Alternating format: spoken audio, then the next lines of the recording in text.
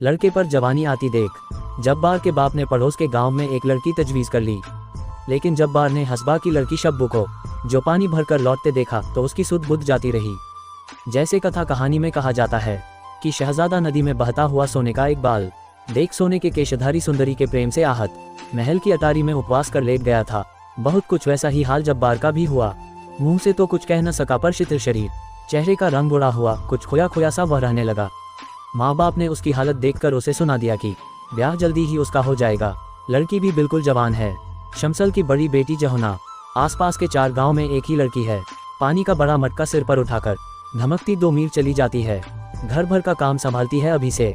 यहाँ आ जाएगी तो जब्बार की माँ को भी चैन मिलेगा। बूढ़ी हो गई है बेचारी, पर जब्बार को इससे कुछ तसल्ली न हुई। वह अक्सर लंबी लंबी आहें खींचकर चुपचाप पड़ा रहता। एक रोज माँ ने आंखों में आंसू भर अपनी कसम धरा कर पूछा तो उसने सच कह दिया। जहुना की बात सुनने से भी उसने इनकार करके कहा, या तो हस्बा की बेटी शब्बू, नहीं तो बस कुछ नहीं। माँ बाप ने बहुत समझाया। उसे सुनता देखते तो आपस में जहुना की तारीफ और शब्बू की निंदा करने लगते। फिर जो लोग ऐसी बेशर्मी से ब्याह करते हैं उनकी कितनी निंदा होती है। ये सब वे लड़के को समझाकर हार गए। पर धुन का पक्का जब्बार न माना तो न माना। बेटे की जिद से हार मानकर बूढ़ा गफ्फार एक रोज हस्बा से बात करने गया। जब वह लौटकर आया तो क्रोध से उसकी आंखें लाल और ग्लानि से चेहरा विरूप हो रहा था। बंदूक कोने में रख कंधे की चादर जमीन पर फेंक वह जमीन पर ही बैठ गया। जब्बार की माँ ऊँटों को बेरी की पत्तियां खिला रही थी। तुरंत बूढ़े के समीप दौड़ी आए। जब्बार दूर से ही उत्सुक कान लगाए खड़ा था। बूढ़ा मानो फट पड़ा, ऐसे नालायक बेटे से बेऔलाद भला। जब्बार की माँ ने घबराकर बेटे की बलाएं अपने सिर लेते हुए नाक पर हाथ रखकर पूछा, हाय हाय हुआ क्या? बूढ़े ने कहा, होगा क्या, ऐसे बेशर्म बेगैरत लड़के से और होगा क्या। तमाम इज्जत खाक में मिल गई और घर मिट्टी में मिल जाएगा। माँ ने फिर बलाएं लेकर पूछा, हाय हुआ क्या, ऐसा क्यों कहते हो? बाप ने कहा, अगर इसके ऐसे ही मिजाज थे तो ये कलात के खान के यहाँ पैदा क्यों नहीं हुआ। जानती है हस्बा ने क्या कहा? सीधे मुंह से बात भी न की। कहती है, शब्बू की बात तुम मत सोचो, उसे वह ब्याहेगा जो 250 रुपए की गठरी बांध कर लाएगा। 250 रुपए की बात सुनकर जब्बार की माँ की आंखें ऊपर चढ़ गई। बूढ़ा बोला, तू भी बूढ़ी हो गई, तू ही बता, तूने कभी अपनी उम्र भर में ऐसा सुना है? 250 रुपए क्या कोई चीज ही नहीं होती? शमसल से मैंने जहुना के लिए बात की थी, उसने लड़की के 80 मांगे थे, आखिर 60 पर तैयार है।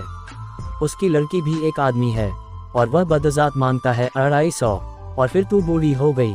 तू ही बता, रंग जरा मैला हुआ तो क्या और जरा साफ हुआ तो क्या? औरत औरत यद्यपि सब एक होती है। तुझे अपने काम से मतलब की रंग से। अभी 6 महीने नहीं हुए इसके लिए ऊँट बेचकर बंदूक खरीदी थी तो वह 250 रुपए उम्र भर में कमा तो पाएगा नहीं। अच्छा तू ही बता, इतनी बूढ़ी हो गई, 250 रुपए कभी औरत के दाम सुने हैं? 250 रुपए में तो फिरंगी की तोप खरीदी जाती है। जब्बार ने सुना और आँख को सीने में दबाकर करवट बदल ली। एकलौते बेटे का यूं दिन रात बिसुरना माँ बाप से देखा न गया। बूढ़े ने कहा, मेरा क्या है, पका फल हूँ, कब टपक पढ़ूं, जो कुछ है इसी के लिए है। रोजी का सहारा ये 2 ऊँट हैं, ये भी जाएंगे तो फिर खुद ही फिरंगियों की सड़क पर रोड़ी कूटने की मजदूरी करेगा। लोग यही कहेंगे कि गफ्फार का बेटा मजदूरी करने लगा, जो इसकी किस्मत, मैं क्या सदा बैठा रहूंगा। आखिर दोनों ऊँट भी बन्नू के बाजार में बेच दिए गए और शब्बू जब्बार की बहू बन के घर आ गई। शब्बू को इस बात का कम गर्व नहीं था कि उसकी कीमत गिनकर 250 रुपए चुकाई गई है। पानी भरने जाती तो आधा ही घड़ा लेकर लौटती, वह भी लचकती बल खाती। पड़ोस की मीरन ने समझाया, ऐसा नखरा ठीक नहीं, मर्दों को काम प्यारा होता है। किसी रोज ऐसी मार पड़ेगी कि कमर सदा के लिए लचक जाएगी। अपनी कान तक फैली आंखें मटकाकर और हाथ का अंगूठा दिखाकर शब्बू ने कहा, ओहो, मेरे बाप ने 12 बीसे और 10 रुपए गिनकर मुझे मार खाने को ही तो यहाँ भेजा है। कोई मुझे हाथ तो लगाए। तेरा क्या है, तेरे मर्द ने 3 बीसे में तुझे लिया है। लंगड़ी लूली हो जाएगी तो एक और सही। गजब की शौक और शौकीन थी शब्बू। वह काले मखमल की वास्कट पहनती, जिसकी सिलाइयों पर सीप के 300 बटन टनके थे। अपने बालों में मक्खन लगाती और बाहर जाने से पहले पानी का हाथ लगाकर उन्हें सवार लेती। महीने में 2-2 बेर अपने बाल धोती। जब्बार की माँ ये सब देखती और नाक पर हाथ रख पड़ोसन से कहती, देखो तो 250 रुपए देकर ब्याह किया, पर मुझे क्या आराम मिला, इसे तो अपने नखरों से ही छुट्टी नहीं। बूढ़े ने बेटे को समझाया, तेरी जवानी की उम्र है, अब कुछ कमाई नहीं करेगा तो कैसे निबाह होगा। यूं घर बैठा रहना क्या तुझे सुहाता है?